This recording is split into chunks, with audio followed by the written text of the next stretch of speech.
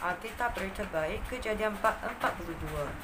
Apabila Yakub mendengar berita bahawa ada gandum di Mesir, dia berkata kepada anak-anak lelakinya, "Mengapa kamu tidak melakukan sesuatu? Aku mendengar berita bahawa ada gandum di Mesir. Pergilah ke sana untuk membeli gandum supaya kita tidak mati kebuluran." Oleh itu, 10 orang abang tiri Yusuf pergi membeli gandum di Mesir. Tetapi Yakub tidak membenarkan Benyamin, adik kandung Yusuf, pergi bersama dengan mereka. Kerana Yakub takut jangan-jangan terjadi sesuatu kecelakaan kepada anaknya itu. Anak-anak Yakub bersama dengan orang lain datang membeli gandum di Mesir kerana ada kebuluran di negeri Kanaan. Yusuf sebagai gubernur di Mesir menjual gandum kepada orang dari seluruh dunia. Oleh itu, saudara-saudara Yusuf datang dan sujud di hadapannya. Apabila Yusuf nampak saudara-saudaranya, dia mengenali mereka tetapi dia pura-pura tidak kenal. Dengan kasar, dia bertanya kepada mereka, "Kamu dari mana?" Mereka menjawab, "Kami dari Kanaan. Kami datang untuk membeli makanan." Meskipun Yusuf mengenali abang-abangnya, mereka tidak mengenali dia. Kemudian dia teringat akan mimpi-mimpinya tentang mereka. Lalu dia berkata, "Kamu ini pengintip. Kamu datang untuk menyiasat kelemahan negeri kami." Mereka menjawab, "Tidak, Tuan. Kami, hamba-hamba Tuan, datang hanya untuk membeli makanan. Kami ini bersaudara, Tuan. Kami orang jujur, bukan pengintip." Yusuf berkata kepada mereka, "Tidak. Kamu datang ke sini untuk menyiasat kelemahan negeri ini." Mereka menjawab, "Tuan, kami 12 orang adik-beradik, anak daripada satu bapa, di negeri Kanaan. Seorang daripada kami sudah meninggal dan yang bongsu ada bersama dengan bapa kami." Yusuf menjawab, "Memang benar seperti kataku. Kamu ini pengintip. Aku mahu menguji kamu. Aku bersumpah demi nama Raja bahawa kamu tidak akan meninggalkan negeri ini kecuali adik kamu yang bongsu itu datang ke sini. Seorang daripada kamu harus pulang untuk membawanya kemari. Sementara itu, kamu yang lain akan ditahan sampai kata-kata kamu itu terbukti benar. Jika tidak, demi nama Raja, kamu ini pengintip." Kemudian, mereka dimasukkan ke dalam penjara selama 3 hari. Pada hari yang ketiga, Yusuf berkata kepada mereka, "Aku orang yang takut dan taat kepada Allah. Aku akan menyelamatkan kamu dengan satu syarat.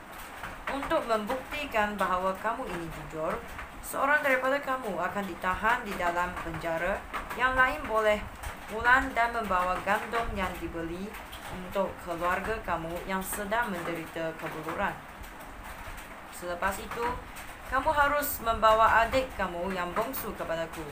Itulah buktinya nanti bahawa kata-kata kamu itu benar, dan aku tidak akan menjatuhkan hukuman mati kepada kamu." Mereka setuju dengan keputusan gubernur itu. Kemudian mereka bercakap satu sama lain, "Sekarang kita dihukum kerana kesalahan kita terhadap adik kita dahulu. Dia meminta tolong tetapi kita tidak mempedulikannya, walaupun kita nampak dia sangat menderita. Itulah sebabnya kita mengalami penderitaan ini sekarang."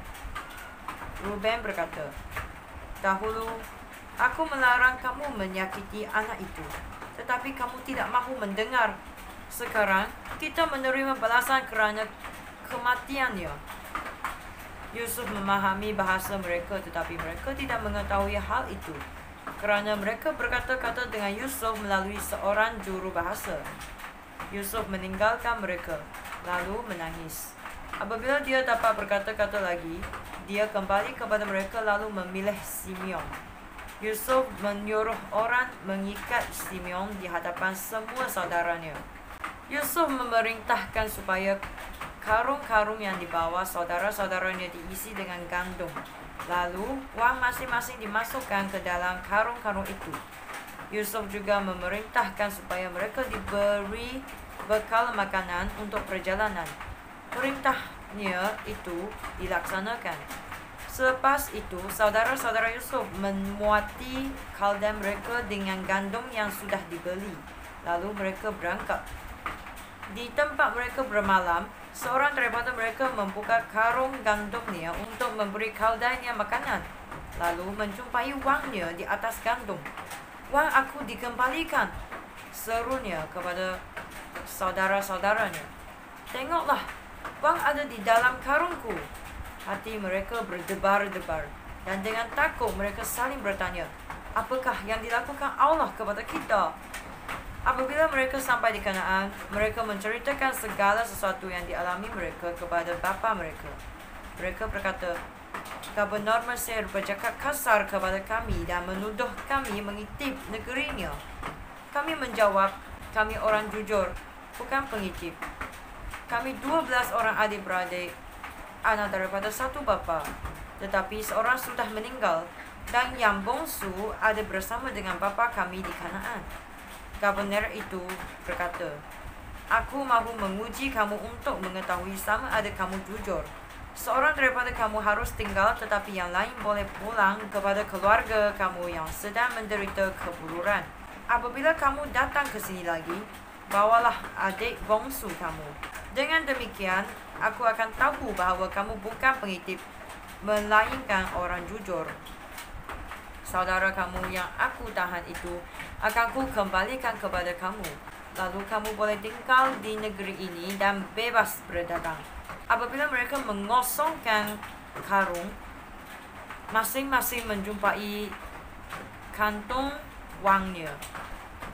Ketika mereka melihat wang itu, mereka dan bapa mereka takut. Kemudian bapa mereka berkata, "Kamu menyebabkan aku kehilangan semua anakku. Yusuf tiada lagi, Simeon pun tiada lagi. Sekarang kamu mahu membawa pergi Benyamin pula. Akulah yang menderita." Oleh itu, Ruben berkata kepada bapanya, "Serahkanlah Benyamin ke bawah jagaan saya. Saya akan membawa dia kembali. Jika tidak, ayah boleh membunuh kedua-dua orang anak lelaki saya." Tetapi Yakub berkata, "Tidak, kamu tidak boleh membawa Benyamin. Abangnya sudah meninggal dan kini hanya dia yang tinggal. Jangan-jangan dia mendapat kecelakaan dalam perjalanan. Aku sudah tua dan kesedihan yang kamu datangkan kepadaku akan mengakibatkan kematianku."